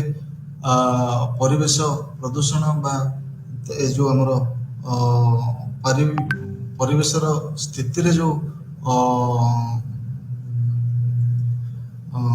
ଇଏ ଦେଖାଯିବ ତାର ଦେହରେ ବା ତାର ଯୋଉ ଆମର ଡିଗ୍ରେଡେସନ ଦେଖାଯିବ ହେବ ସେଥିରେ କୌଣସି ସମାଧାନ ଆଣିପାରିବ ନାହିଁ ଏବଂ ଯଦି ଦେଖାଯାଏ ଆମେ ବର୍ତ୍ତମାନ ଆଲୋଚନା କରିବା ଯୋଉ ଇକୋଲୋଜିକାଲ ମଡର୍ଣ୍ଣାଇଜେସନ ପର୍ସପେକ୍ଟିଭ ରହିଛି ଯେ ଏଥିରେ ମୁଖ୍ୟତଃ ଭାବେ ଚାରୋଟି ଯୁକ୍ତି ବା ଚାରୋଟି ପର୍ସପେକ୍ଟିଭ ରହିଛି ଯୋଉ ବଟଲ ଯୋଉ ଭଳି ଭାବେ କହିଛନ୍ତି ଯୋଉ ପ୍ରଥମ ଯୁକ୍ତିଟି ହେଲା ଅବଜେକ୍ଟିଭିଜିମ୍ ଏବଂ ଏଇ ଯୋଉ ଅବଜେକ୍ଟିଭିଜିମ୍ ରହିଛି ଏହାକୁ କେଉଁମାନେ ମୁଖ୍ୟତଃ ଭାବରେ କେଉଁମାନେ ଏହା ସମ୍ବନ୍ଧରେ ଆଲୋଚନା କରିଥିଲେ? ଏହା ସମ୍ବନ୍ଧରେ ଆର୍ଥର ମୋଲ, ଗଟ୍ ସ୍ପର୍ଗରେନ୍ ଫ୍ରମ୍ ନର୍ଥ ଆମେରିକା, ଆଉ ଅନ୍ୟମାନେ ଯେଭଳି ଭାବେ ଜର୍ମାନୀ ଆଉ ନେଦରଲ୍ୟାଣ୍ଡରୁ ଆମର ରହିଥିଲେ Joseph Huber and Martin Janicke. ଏବଂ ଯେଉଁ ଦ୍ୱିତୀୟ ଆମର ଯୁକ୍ତି ରହିଛି ତାହା ମୁଖ୍ୟତଃ ଭାବରେ ଆମେ ସମସ୍ତେ ଜାଣିଛେ ଯେ ତାକୁ କନଷ୍ଟ୍ରକ୍ଟିଭିଜମ କୁହାଯାଏ। ଏ ବିଷୟରେ ଆମେ ପୂର୍ବ କ୍ଲାସରେ ଆଲୋଚନା କରିଥିଲେ ଏବଂ ଯେ ଦେଖାଯାଏ ଏଇ ଯେଉଁ ଯୁକ୍ତି ରହିଛି ତାହା କେଉଁଭଳି ଭାବେ ଯେଉଁ ଏନଭାରମେଣ୍ଟାଲ ପଲିସିକୁ ନେଇକରି এই ଯୁକ୍ତି ମୁଖ୍ୟତଃ ଭାବେ ଉପସ୍ଥାପିତ ସେ ସମ୍ବନ୍ଧରେ ସେ କହିଥିଲେ। ଏବଂ ଆମର ଯେଉଁ ତୃତୀୟ ଯୁକ୍ତି ରହିଛି ତାହା ଥିଲା ଏନଭାରମେଣ୍ଟାଲ ମ୍ୟାନେଜମେଣ୍ଟ ବା ପରିବେଶକୁ କେଉଁଭଳି ଭାବେ ଆମେ ସୁଚାରୁ ରୂପେ ପରିଚାଳନା କରିବା। ଏହା ମୁଖ୍ୟତଃ ଭାବେ ଆମର industrial ecology and eco restructuring ଯେଉଁ ପ୍ରାଇଭେଟ ସେକ୍ଟର ରହିଛି ବା ଘରୋଇ ସଂସ୍ଥା ବା ଗୁଡ଼ିକ ରହିଛି ସେଠିକାର ଯେଉଁ ଆମର eco restructuring in private sector. Eco restructuring ମାନେ ଯେଉଁଭଳି ଆମେ କହିଥିଲେ ଆଗରୁ ଗୋଟେ କାରଖାନା ଥିଲା, କାମ କରୁଥିଲା, କିନ୍ତୁ ସେଠାରେ ଆମର ଯେଉଁ କାର୍ବନ ଡାଇଅକ୍ସାଇଡର ଅଧିକ ପରିମାଣର ସେମାନେ ଏମିସନ୍ ହେଉଥିଲା, କିନ୍ତୁ ଦେଖାଗଲା ଯେତେବେଳେ ଆମର ନିୟମରେ ପରିବର୍ତ୍ତନ ଆସିଲା ଏବଂ ପ୍ରଦୂଷଣର ମାତ୍ରା ବଢ଼ି ବଢ଼ି ଚାଲିଲା, ଗ୍ଲୋବାଲ ୱାର୍ମିଂର ତାପମାତ୍ରା ବଢ଼ି ବଢ଼ି ଚାଲିଲା। ଏହାଦ୍ୱାରା କ'ଣ ହେଲା ନା ସେମାନେ ଧୀରେ ଧୀରେ ଇକୋ ରିଷ୍ଟ୍ରକ୍ଚରିଂ କରିବା ଆରମ୍ଭ କଲେ। ତାଙ୍କର ନିଜର ଯେଉଁ ଫିଲ୍ଟର ସିଷ୍ଟମଠୁ ଆରମ୍ଭ କରି ପଲ୍ୟୁସନକୁ କିଭଳି ଭାବେ କମାଇ ଦେଇପାରିବ, ଧୂଆଁକୁ କିଭଳି ଭାବେ ଫିଲ୍ଟର କରାଯାଇକରି ତାକୁ ଛଡ଼ା ଯାଇପାରିବ ବା ସେଥିରେ କେଉଁଭଳି ଭାବେ କମ୍ ପ୍ରଦୂଷଣ ହେଇପାରିବ, ସେମାନେ ଧୀରେ ଧୀରେ ରିଷ୍ଟ୍ରକ୍ଚରିଂ ଆରମ୍ଭ କଲେ। ତେଣୁ ଏଇ ଯେଉଁ ତୃତୀୟ ଯୁକ୍ତି ରହିଛି ଏହା ମୁଖ୍ୟତଃ ଭାବରେ ସେ ତା ଉପରେ ବିଶ୍ୱାସ କରେ। ଖାଲି ସେତିକି ନୁହେଁ, ଏହା ମଧ୍ୟ ଗୋଟେ ଉଦାହରଣ ନେଇପାରିବା ଆମେ ଯେଉଁଭଳି ଭାବେ ୱେଷ୍ଟ ରିସାଇକ୍ଲିଂ। ୱେଷ୍ଟ ରିସାଇକ୍ଲିଂ ଆମେ ଆଜିକାଲି ଦେଖୁଛେ କେତେ ଗୁଡ଼ିଏ ଆମର ସବୁ ଏଭଳି ଗୁଡ଼ିଏ ଉପକରଣ ଆସୁଛି ଆମେ ଦେଖିଛେ ଯେଉଁଥିରେ କି ଯେଉଁ ଆମର ୱେଷ୍ଟ ରହିଛି ପଲିଥିନ୍ ହଉ, ପ୍ଲାଷ୍ଟିକ ହଉ, ଏଗୁଡ଼ିକୁ କେଉଁଭଳି ଭାବେ ନେଇ ରିସାଇକେଲ କରାଯାଉଛି ଏବଂ ରିସାଇକେଲ କରାଯାଇକରି ବିଭିନ୍ନ ବସ୍ତୁ ବା ଯେଉଁ ଦ୍ରବ୍ୟ ଗୁଡ଼ିକ ତିଆରି ହେଉଛି ଯାହାକୁ ଆମେ ପୁନଃ ବ୍ୟବହାର କରିପାରିବା। ଯେମିତି ଆମେ ଦେଖୁଛୁ ଖାଇବା ପତ୍ର ମଧ୍ୟ ରିସାଇକେଲ, ଆଜିକାଲି ରିସାଇକେଲ ପେପର, ରିସାଇକେଲ ପ୍ଲାଷ୍ଟିକ ଏଥିରୁ ମଧ୍ୟ ତିଆରି କରାଯାଉଛି। ଗୋଟେ ଛୋଟ ଉଦାହରଣ ଯେଉଁଟା ଆମେ ଦୈନନ୍ଦିନ ଜୀବନରେ ଆମେ ଦେଖିଥାଉ। ଏବଂ ଯେଉଁ ଚତୁର୍ଥ ଯୁକ୍ତି ରହିଥିଲା ଏହା ମୁଖ୍ୟତଃ ଭାବରେ ଯେଉଁ ଇକୋଲୋଜିକାଲ ମଡର୍ଣ୍ଣାଇଜେସନ ଥିଓରିର ଯେଉଁ ରହିଥିଲା ପଲିସି ଇନୋଭେସନ ରହିଥିଲା। ଆମେ ଜାଣିଛେ ଯେଉଁ ମର୍ଫି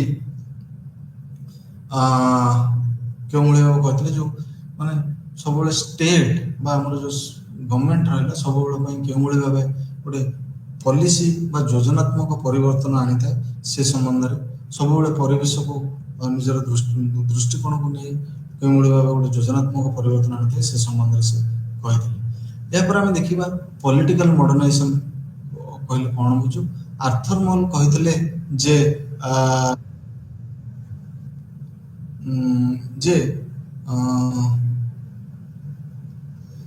ବର୍ତ୍ତମାନ ଆମେ ଦେଖିଛେ ଯେ କେଉଁଭଳି ଭାବେ ମଲ୍ଟିଲାଟେରାଲ ଏନଭାରମେଣ୍ଟାଲ ଆଗ୍ରିମେଣ୍ଟ ସବୁ ସାଇନ୍ କରାଯାଉଛି ବା ଯେଉଁମାନେ ଦେଶମାନେ ସେମାନେ କିଭଳି ଭାବେ ସଂଗଠିତ ଭାବରେ ନିଜର ସଚେତନତା ବ୍ୟକ୍ତ କରୁଛନ୍ତି। ଆମେ ଉଦାହରଣ ସ୍ୱରୂପ ନେଇପାରିବା ଆମର ଯେଉଁ ସମିଟ୍ ସବୁ ହେଉଛି, ରିଓ ସମିଟ୍ ହେଇଛି, ଆଗରୁ ଆମର କୋପେନହେଗନ୍ ସମିଟ୍ ହେଇଛି, ସବୁ ପରିବେଶକୁ ନେଇକରି ଯେଉଁ କେତେ ଗୁଡ଼ିଏ ସମିଟ୍ ହେଇଛି ବା କେତେ ଗୁଡ଼ିଏ ଆମର ଚୁକ୍ତି ହେଇଛି ସେଥିରେ କେଉଁଭଳି ଭାବେ ଆମର ପ୍ରୋଟେକ୍ସନ ଅଫ୍ ଓଜୋନ ଲେୟରଠୁ ଆରମ୍ଭ କରି ଯେଉଁ ଜଳ ଆମର ସମ୍ପଦ ରହିଛି ତାହାର ସୁରକ୍ଷାଠୁ ନେଇକରି କେଉଁଭଳି ଭାବେ ବିଭିନ୍ନ ସମ୍ପର୍କରେ ଏଇ ଯେଉଁ ଚୁକ୍ତି ଗୁଡ଼ିକ ସ୍ୱାକ୍ଷରିତ ହୋଇଛି ଏବଂ କେଉଁଭଳି ଭାବେ ଅନେକ ଗୁଡ଼ିଏ ଦେଶ ଏଥିରେ ସମ୍ମିଳିତ ହୋଇଛନ୍ତି ମିଳିତ ଭାବରେ। ଏବଂ ମୋଲ ମଧ୍ୟ କହିଥିଲେ ଯେ କେଉଁଭଳି ଭାବେ ଆଞ୍ଚଳିକ ସଂସ୍ଥା ଗୁଡ଼ିକ ଆଞ୍ଚଳିକ ସଂସ୍ଥା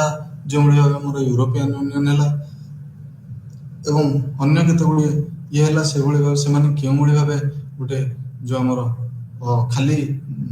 ପରିବେଶକୁ ସୁରକ୍ଷା ଦେବା ଭଳି ଚୁକ୍ତି କରୁନାହାନ୍ତି, ବରଂ ଏହା ସହିତ ସେମାନେ କେଉଁଭଳି ଭାବେ ଇକୋନୋମିକ ଇଣ୍ଟିଗ୍ରେସନ ବା ଅର୍ଥନୀତିରେ କେଉଁଭଳି ଭାବେ ନିଜେ जो कोलाबोरेटिव आमर मिश्रित ये भाव करी किभଳି भाବେ विकास बा विकसित होउछन्ति ए संबंध में से कहते जे देखा जाए मार्केट इंड्यूस्ड एनवायरमेंटल रिफॉर्म बा मार्केट द्वारा किभଳି भावे परिवेश रे परिवर्तन अणा जाई परिबो बा परिवेश र सुरक्षा पई किभଳି भावे परिवर्तन अणा जाई परिबो जे देखा जाए मोल ए संबंध में कहते हमर the logic and rationality of the market logic और रेशनलिटी ऑफ द मार्केट जमती मु आगु कहितली हम आजिकली किभଳି भावे प्लास्टिक पॉलिथिन व्यवहार न करी आमे कपड़ा बैग शॉपिंग मॉल ले समस्त कपड़ार बैग दौरान अनेक दुकान में पॉलिथिन प्रायतः सब दुकान में पॉलिथिन जदियो आम देखुच आम समाज माने लोक ब्लैक करवा चोरा कि बिक्री कर अनेक जगार जो नियम को कड़ाकड़ी भाव पालन कर लोक मैंने कि भाव मार्केट रे आपण जो आमर आमे माने जो परिवेश को सुरक्षा देवा बड़ी एवं परिवेश को क्षति न पहुंचाइबा बड़ी किभଳି भाबे जो हमर द्रव्य गुडी रही तार विक्रय करा एवं तार व्यवहार करा एवं जदि कह जाए जो मार्केट इंड्यूस्ड एनवायरमेंटल रिफॉर्म रहला बा परिवर्तन रही कौन पाई करा ना यह मुख्यतः भाव में गोटे सिटीजन कंज्यूमर डिमांड जो लोक वर्जन कर लो ग्रेड प्लास्टिक व्यवहार करूँ ना सिंगल यूज प्लास्टिक व्यवहार करूँ ना आम आउ गोटे रहा सिविल सोसाइटी प्रेसर आम जो संस्था गुड़िक रही बेसरकारी सिविल सोसाइटी संस्था जो मैंने सब जनहित काम करते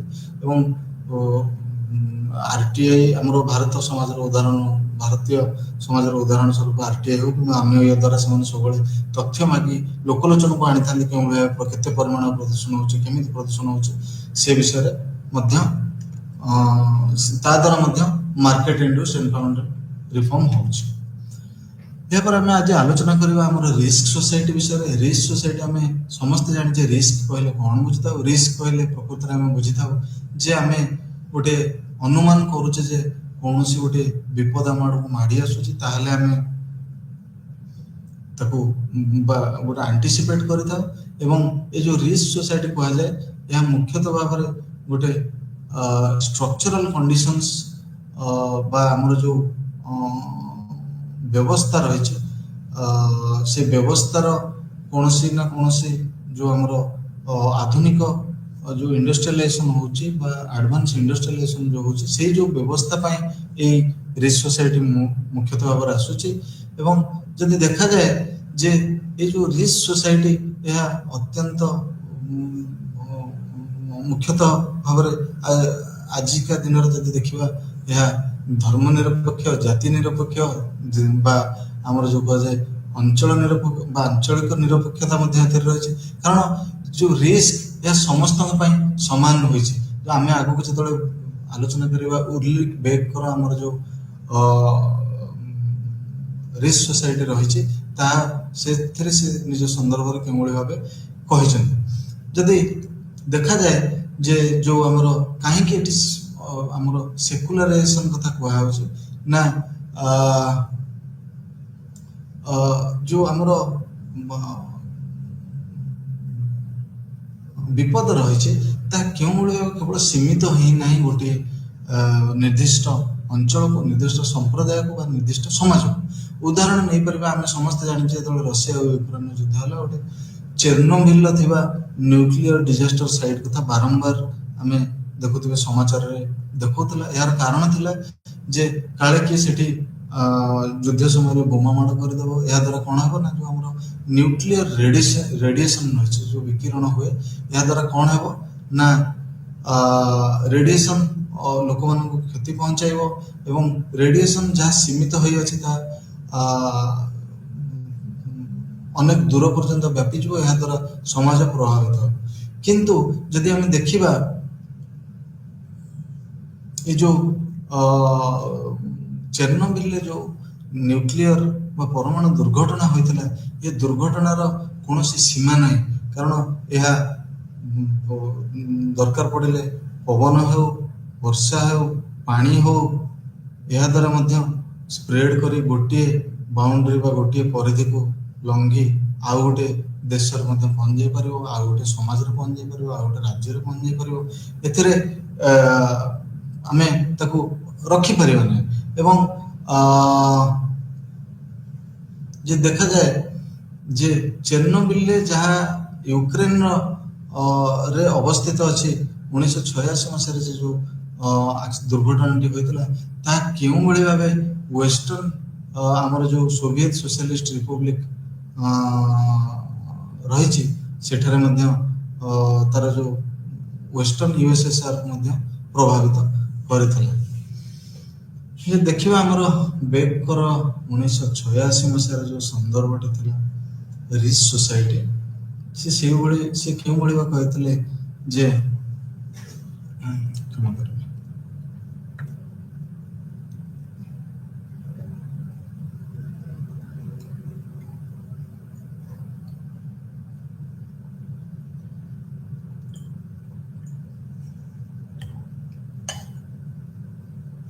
ସେ କେଉଁଭଳି ଭାବେ କହିଥିଲେ ଯେ ଯେଉଁ ଆମର ରିସ୍କ ସୋସାଇଟି ରହିଛି ବା ଯେଉଁ ବିପଦଜନକ ଯେଉଁ ଆମର ଇଏ ରହିଛି ସମାଜ ରହିଛି, ତାହା କେଉଁଭଳି ଭାବେ ଯେଉଁ ଆମର ଷ୍ଟ୍ରକ୍ଚରାଲ କଣ୍ଡିସନ ରହିଛି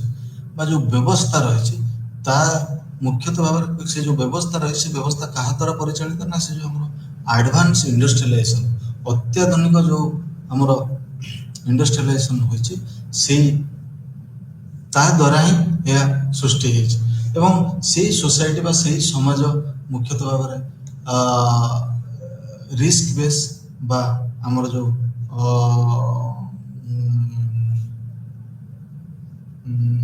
ରିସ୍କ ବେସ୍ ସୋସାଇଟି ବୋଲି ସେ କହିଥିଲେ। ଏବଂ ସେ କହିଥିଲେ ଯେ କ୍ଲାସ୍ ଯେଉଁଭଳି ଭାବେ ଅନ୍ୟ ମାର୍କ୍ସବାଦୀ ମାନେ ଯେଉଁଭଳି ଭାବେ କ୍ଲାସ୍ କଥା କହିଥିଲେ, ଯେଉଁଟା ଗୋଟେ ପ୍ରିନ୍ସିପାଲ ଇଏ ଆମର ଇନଇକ୍ୱାଲିଟି ବା ଅସମାନତାର ମୁଖ୍ୟ ମାପକ ଦଣ୍ଡ ହିସାବରେ ସେ କିନ୍ତୁ କହିଥିଲେ ଯେ ଉର୍ଲିକ୍ ବେକ୍ କହିଥିଲେ ଯେ କ୍ଲାସ୍ ବା ଗୋଟେ ଶ୍ରେଣୀ ଆମର ମାପଦଣ୍ଡ ନୁହେଁ ବା ମାନଦଣ୍ଡ ନୁହେଁ, ବରଂ ଯେଉଁ ରିସ୍କ ଆମେ କହୁଛୁ ସେଇଟା ହିଁ ଆମର ଗୋଟେ ମାନଦଣ୍ଡ। ଏବଂ ସେ ଉଦାହରଣ ଦେଇଥିଲେ ରିସ୍କ ଗୋଟେ ସୋସିଆଲ କନଷ୍ଟ୍ରକ୍ଟ ବା ଏହା ସମାଜ ଦ୍ୱାରା ନିର୍ଦ୍ଧାରିତ ହୋଇଥାଏ। ଏବଂ କେଉଁଭଳି ଭାବେ ନା ଲୋକମାନେ ଏହାକୁ ହିଁ କହିଥାନ୍ତି କେଉଁ ରିସ୍କଟା ଅଧିକ ବା କେଉଁ ଯେଉଁ ଆମର ବିପଦ ଅଧିକ ସମାଜକୁ ପ୍ରଭାବିତ କରିବ ଏବଂ କେଉଁଟା କମ୍ ପ୍ରଭାବିତ କରିବ। ଏବଂ ଯଦି ଦେଖାଯାଏ ଯେ ଯେତେବେଳେ ଆମେ ଗୋଟେ ତର୍ଜମା କରିବାକୁ ବସିବା ଯେ ରିସ୍କ କାହାକୁ ଆମେ ବୁଝିଥାଉ, ତାହେଲେ ଦେଖିବା ଯଦି ଲୋକମାନଙ୍କ ମଧ୍ୟରେ ଆଉ ଦେଶମାନଙ୍କ ମଧ୍ୟରେ ଗୋଟେ ଆଲୋଚନା କରିବା, ତାହେଲେ ଦେଖିବା ଯେ କେଉଁଭଳି ଭାବେ ଯେଉଁ ପାୱାର ରିଲେସନ୍ ରହିଛି, ଲୋକମାନେ ଗୋଟେ ସମାଜରେ ଯେଉଁ ପାୱାର ରିଲେସନ୍ ରହିଛି ଏବଂ ଗୋଟେ ଦେଶମାନଙ୍କ ଭିତରେ ଯେଉଁ ପାୱାର ରିଲେସନ୍ ରହିଛି, ତାକୁ ନେଇକରି ମଧ୍ୟ ଅନେକାଂଶରେ ଯେଉଁ ରିସ୍କ ଫ୍ୟାକ୍ଟର ରହିଛି ତାକୁ ମଧ୍ୟ ତର୍ଜମା କରାଯାଇଥାଏ। ଏବଂ ବେକ୍ ଯଦି ଦେଖାଯାଏ ଯୁକ୍ତି କରିଥିଲେ ଯେ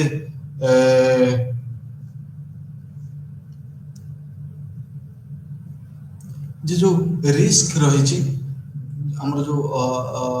ରିସ୍କ ସୋସାଇଟିରେ ଯେଉଁ ରିସ୍କ ରହିଛି, ତାହା ଅନେକାଂଶରେ ଆମର ଯେଉଁ ରାଜନୀତି ରହିଛି, ମୋରାଲିଟି ରହିଛି ଏବଂ ଯେଉଁ ଏଥିକ୍ସ ରହିଛି ତା ଦ୍ୱାରା ପରିଚାଳିତ। ଏବଂ ସେ ବାରମ୍ବାର ଏହାକୁ କହୁଥିଲେ ଯେ କେଉଁଭଳି ଭାବେ ରିଚ୍ ସୋସାଇଟିଟା ଗୋଟେ ସବୁବେଳେ ଗୋଟେ ଆଡଭାନ୍ସ ଇଣ୍ଡଷ୍ଟ୍ରିଆଲାଇଜେସନ ସୋସାଇଟି ବା ଯେଉଁଟା ଅତ୍ୟାଧୁନିକ ଯେଉଁ ଇଣ୍ଡଷ୍ଟ୍ରିଆଲାଇଜେସନ ଯେଉଁଠି ହେଉଛି ସେଇଠାରେ କେଉଁଭଳି ଭାବେ ସୃଷ୍ଟି ହେଉଛି ଏବଂ ସେ ଯେଉଁ ଆଣ୍ଟିସିପେସନ ଲୋକମାନଙ୍କ ମଧ୍ୟରେ ସୃଷ୍ଟି ହେଉଛି, ତାହା ସବୁବେଳେ ଗୋଟେ ଭବିଷ୍ୟତର କୌଣସି ଗୋଟେ ଦୁର୍ବିପାକ, ଭବିଷ୍ୟତର କୌଣସି ଗୋଟେ ଦୁର୍ଘଟଣାକୁ ଆଖି ଆଗରେ ରଖି ସୃଷ୍ଟି ହେଉଛି। ଏବଂ ଯଦି ଦେଖାଯାଏ ଗ୍ଲୋବାଲ ରିସ୍କ ପରସେପସନ ରହିଛି ବା ଆମର ଆନ୍ତର୍ଜାତିକ ସ୍ତରରେ ଯେଉଁ ରିସ୍କକୁ ଚିନ୍ତା କରିବା ବା ଇଏ କରିବା ଯେଉଁ ପର୍ସପେକ୍ଟିଭ ରହିଛି, ତାହା ମୁଖ୍ୟତଃ ଭାବରେ ଦେଖିବା କେତେ ଗୁଡ଼ିଏ ତାର ଯେଉଁ କ୍ୟାରେକ୍ଟରିଷ୍ଟିକ୍ସ ରହିଛି, ଯେମିତି ଆମେ କହିପାରିବା ଡିଲୋକାଲାଇଜେସନ। ବର୍ତ୍ତମାନ ବେକ୍ଙ୍କର ଯୁକ୍ତି ହେଉଛି ଯେ ରିସ୍କଟା କେବଳ ଗୋଟିଏ ଦେଶର ପରିଧି ଭିତରେ ସୀମିତ ହୋଇନାହିଁ, ଏହା କୌଣସି ଗୋଟେ ନିର୍ଦ୍ଦିଷ୍ଟ ଭୌଗୋଳିକ ଅବସ୍ଥିତିରେ ସୀମିତ ହୋଇନାହିଁ, ବରଂ କୌଣସି ଏହା ର ଯେଉଁ ପ୍ରଭାବ ରହିଛି ବା ତାର ଯେଉଁ ଆଣ୍ଟିସିପେସନ୍ ରହିଛି ଏହା ସମସ୍ତଙ୍କ ଭିତରେ ସମାନ ଭାବରେ ରହିଛି। ଏବଂ ଇନକାଲକୁଲେବଲନେସ୍ ବା ଯେଉଁ ତାର ଯେଉଁ ଆମର ହିସାବ କରିବାର ରହିଛି କେତେ ପରିମାଣରେ ଏହା ପ୍ରଭାବିତ କରିବ, ଏହା କେବେ ହେଲେ ହିସାବ କରାଯାଇପାରିବ ନାହିଁ। କାରଣ ଆମେ କେହି ହେଲେ ଗୋଟେ ଯେଉଁ ଆମର ବିପଦ ରହିଛି ତାକୁ କେବେ ହେଲେ ଆମେ ଆଗରୁ ଦେଖିପାରୁନାହୁଁ, କିମ୍ବା ଯଦି ଆମେ ଆଣ୍ଟିସିପେଟ୍ କରୁଛୁ କିନ୍ତୁ ଆମେ ତାର ବାସ୍ତବିକ ରୂପ ଦେଖିପାରୁନୁ କିମ୍ବା ତାକୁ ଆମେ ମାପିବା ଆମକୁ ଜଣା ନାହିଁ। ଏବଂ ନନ୍ କମ୍ପେନସେବିଲିଟି ବା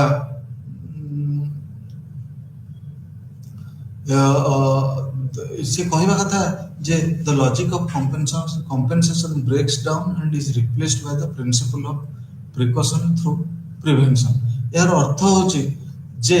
ଆମର ଯେଉଁ କମ୍ପେନସେସନ୍ ଦିଆଯାଏ ବା ମୁଖ୍ୟତଃ ଭାବେ ଯେଉଁ କ୍ଷତିପୂରଣ ଦିଆଯାଏ,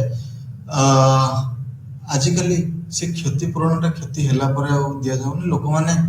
କ୍ଷତି ପୂର୍ବରୁ ହିଁ ପ୍ରିଭେନ୍ସନ୍ ଆଉ ପ୍ରିକସନ୍ ବେସିସ୍ରେ ବା ତାକୁ କିଭଳି ଭାବେ ଆଗରୁ ତା ବିଷୟରେ ପଦକ୍ଷେପ ନିଆଯାଇପାରିବ ସେ ସମ୍ବନ୍ଧରେ ଲୋକମାନେ ସଚେତନ ହେଉଛନ୍ତି। ଯଦି ଉଦାହରଣ ନେଇପାରିବା, ଆମେ ସମସ୍ତେ ଗୋଟେ ଭଲ ଉଦାହରଣ ସବୁଠୁ ହେଉଛି ଆଜିର ଆମେ ଗାଡ଼ିର ଇନ୍ସୁରାନ୍ସ ବା ହେଲ୍ଥ ଇନ୍ସୁରାନ୍ସ। ଆମେ ସମସ୍ତେ ଜାଣିଛେ ଯେ ଗାଡ଼ି ଆମର ଭଲ ଅଛି, କିନ୍ତୁ ଆମେ ଜାଣିନେ ଯେ କାଲି ହୁଏତ ଆକ୍ସିଡେଣ୍ଟ ହେଇଯାଇପାରେ। ଆମେ ଯେତେ ଭଲ ଗାଡ଼ି ଚଳେଇଲେ ବା ଭଲ ଚାଳକ ହେଲେ ମଧ୍ୟ କାଲି କିଏ ଜଣେ ଆସି ଆମ ଗାଡ଼ି ବାଡ଼େଇ ଦେଇପାରେ, ଆକ୍ସିଡେଣ୍ଟ ହେଇପାରେ, କିମ୍ବା ହଠାତ୍ ରାସ୍ତାରେ ଗଲାବେଳେ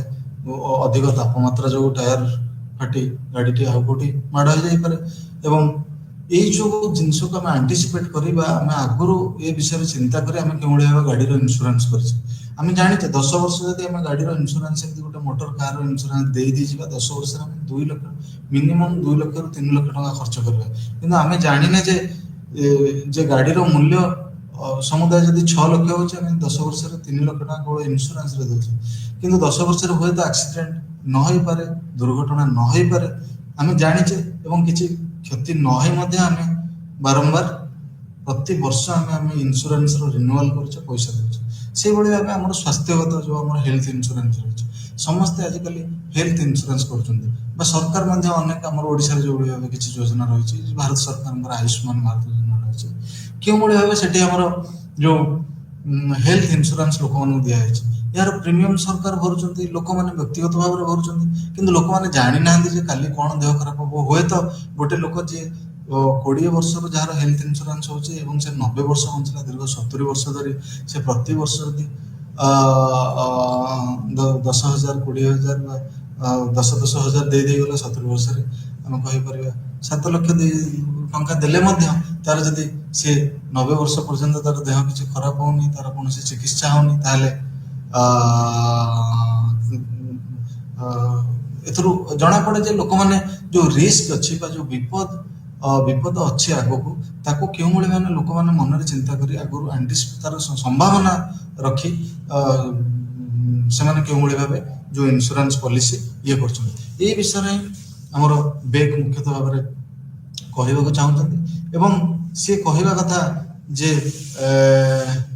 ଖାଲି ଆମର ଯେଉଁ ରିସ୍କଟା ଗୋଟେ ନେଗେଟିଭ ଇଏରୁ ଆମେ ଦେଖିବାନି ବା ନକାରାତ୍ମକ ଦୃଷ୍ଟିରୁ ଦେଖିବାନି, ସେ ଗୋଟେ ଏନଲାଇଟମେଣ୍ଟ ଫଙ୍କସନ୍ ଅଫ୍ ରିସ୍କ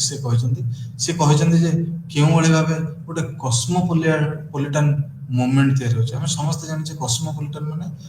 ଏହା ଏଭଳି ଏକ ଏନଭାରମେଣ୍ଟ ବା ଗୋଟେ ପରିବେଶ ଯେଉଁଠାରେ କୌଣସି ଗୋଟିଏ ଜାତୀୟ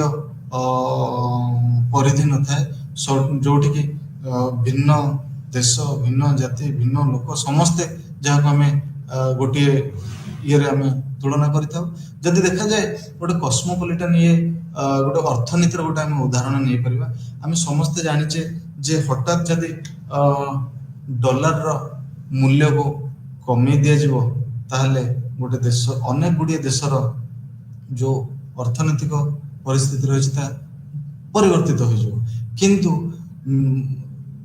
କୌଣସି ବା ଆମେରିକା ଭଳି ଦେଶ,